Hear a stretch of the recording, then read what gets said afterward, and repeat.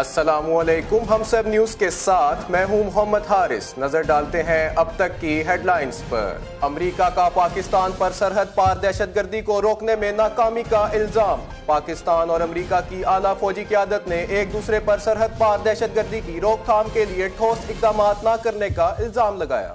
بھارتی فوج کی شیلنگ سے ایک پاکستانی خاتون جاں بحق۔ لائن آف کنٹرول پر بھارتی فورسز کی جانب سے پاکستانی علاقے میں کی جانے والی شیلنگ کے نتیجے میں ایک خاتون جاں بحق اور ایک شخص زخمی ہو گیا۔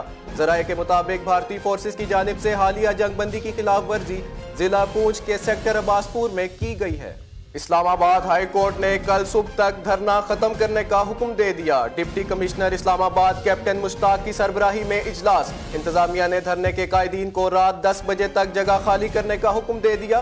فیض آباد کے ارد گرد دھرنے میں جانے والے مظاہرین کی گرفتاریاں شروع۔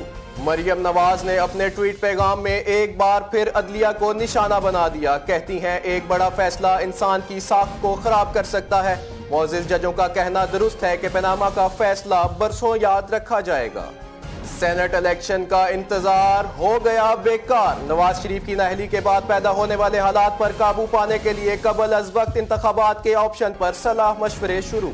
بعض وزراء کے محکموں میں رد و بدل کا امکان۔ اسحاق ڈار کی جگہ احسن اقبال کو وزارت خزانہ کا قلمدان سونپے جانے کا امکان۔ ایف بی آر میں نااہل اور بدعنوان افسر تعینات ہیں۔ کسٹم سروسز، ان لینڈ ریونیو اور ایف بی آر کیڈ میں گریڈ 18، 19 اور 20 کے کئی افسران پر کرپشن اور سہولت کاری کے الزامات ہیں۔ وزیر اعظم شاہد خاقان عباسی نے نوٹس لے لیا۔ امریکی حکومت نے شہریوں کو یورپ کے سفر کے دوران نئی سفری ہدایات جاری کر دی ہیں۔ امریکی محکمہ خارجہ کے مطابق کرسمس پر یورپ میں دہشت گردی کا خطرہ موجود ہے۔ خبر رساں ادارے کے مطابق گزشتہ سال کرسمس پر برلن اور استنبول میں دہشت گرد حملے ہوئے تھے، جبکہ برطانیہ، فن لینڈ، فرانس، روس، اسپین اور سویڈن میں حال میں ہی حملے ہوئے ہیں۔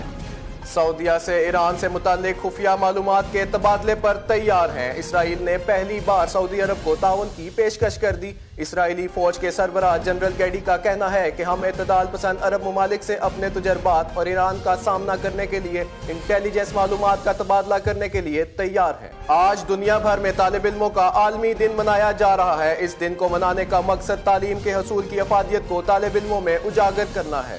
انڈر 19 ایشیا کپ فائنل میں پاکستان کا مقابلہ افغانستان سے ہوگا۔ افغانستان کی ٹیم نے بھارت کو اپ سیٹ شکست دینے والی نیپالی ٹیم کو ہرا کر فائنل کے لیے جگہ بنا لی۔